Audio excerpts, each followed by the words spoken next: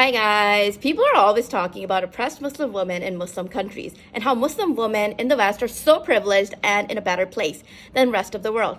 Is that really true? Is it only Muslim nations that are oppressing women while Muslim women are truly liberated and privileged and free in the West? Have y'all ever stopped and thought about the prejudice Muslim women face in the West? You haven't, have you? Well, guess what? In the aftermath of the 9/11 terrorist attacks in New York City, a political rhetoric and climate emerged in the West, which was dominated by the war on terror. For Muslim women living in the West, 9/11 was socially and politically pivotal. Globally, there's a continuing tendency to associate terrorist attacks and violence with Islam. Media outlets such as Al Jazeera, the Washington Post, the British Broadcasting Corporation, and The Guardian reported that the number of hate crimes against perceived Muslims has skyrocketed. And who exactly are these perceived Muslims? You guessed it. Muslim women. According to these media articles, the majority of victims were visible Muslim women, particularly those wearing the hijab or a niqab. In their minds, a hijab or a niqab is a sign of backwardness and is in conflict with the progressive West. It is a symbol of oppression that is incompatible with the values and norms of the Western world. Muslim women's bodies are subjugated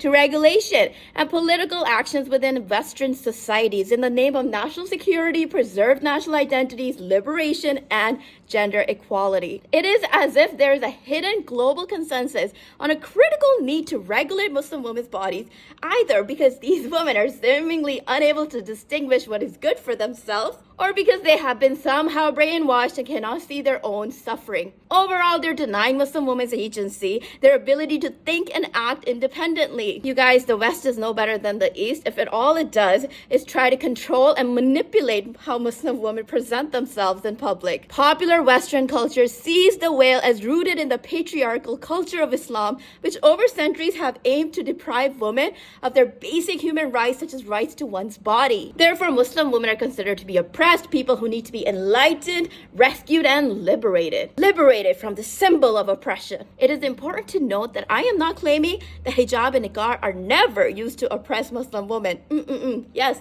they most certainly are. But those are rare cases, and rare cases do not represent all Muslim women's realities. Just like my reality of being able to choose to wear the hijab and the niqab does not represent the realities of all Muslim women, similarly, the oppressed Muslim women do not represent the realities of all Muslim women. You guys, I want you to take a step back and recognize Muslim women beyond constructed binary identities of being either oppressed, backwards, or a security threat. Muslim women's lifestyle and their reasons to wear hijab or niqab are highly influenced by various factors, so it's not fair nor precise to place all of these women in one broad social category of oppression. The most important and perhaps most difficult step you can take is to develop an understanding and acceptance of individual and cultural identities.